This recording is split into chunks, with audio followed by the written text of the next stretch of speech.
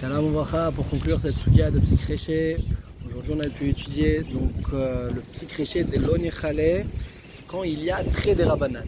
Quand il y a deux Issourim des Rabbanan qui se cumulent, est-ce que le Psychréché sera aussi interdit? Alors bien sûr la question se pose davantage pour l'opinion du Rama, puisque lui, normalement il interdit le Psychréché de l'Onichale même sur un Issour des Rabbanan. Et c'est ce que dit le Pri Megadim pour le Rama, que tout ce qu'il aurait interdit pour le cas de fermer le tiroir où il y avait les mouches, c'est seulement si c'était une teva ktana. Mais si par contre ce serait une teva gdola, où à ce moment-là elle n'est pas nitzod, la mouche, même de oraita, mais que midirabanan, puisque la teva est suffisamment gdola, il n'y a pas shria achat, et également c'est en bemino nitzod, et donc betre de rabanan, comme ça dit le prémégadim pour le Rama, ce serait chose permise, comme ça c'est rapporté dans le Sharat Tziyun.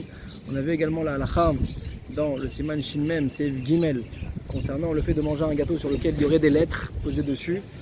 Alors on a vu le Dégoul Mirbaba, donc le Tzlach, qui nous dit qu'effectivement, pas besoin d'en parler pour le Troumat Hadeshen que ce serait autorisé, mais même pour le Rama, dans ce cas-là aussi, ce serait permis pour plusieurs raisons, comme ce que le Magen Avraham a lui aussi autorisé Psychréché d'Elon Yechale dans un Issour des Rabbanan, si jamais c'est fait de façon inhabituelle, Kli Achariad, Eno Mitkaven, mais également qu'on ait Beder qu'il coule, d'accord, puisque ici il n'y a pas l'intention, c'est inhabituel puisque c'est fait avec la bouche, on abîme l'écriture, parce que ici c'est Mochek, Almelat Lirtov, on efface pas dans le but de réécrire, et donc avec toutes ces caractéristiques-là, fait que ces choses permises, d'accord, donc même pour le Rama.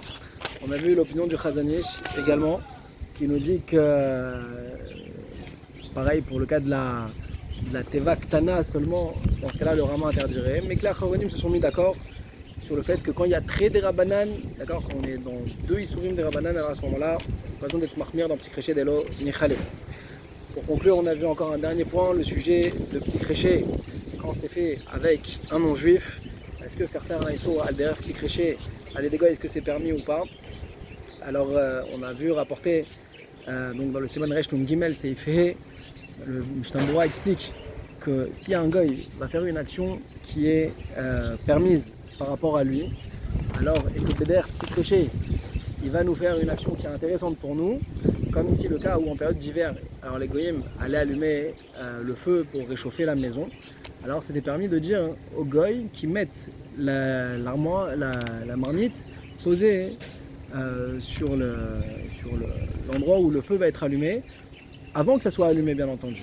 Pourquoi? Parce que quand il va faire ça le goy, qui va allumer, réellement son intention c'est pas d'allumer la marmite, mais c'est pour la chaleur de la maison.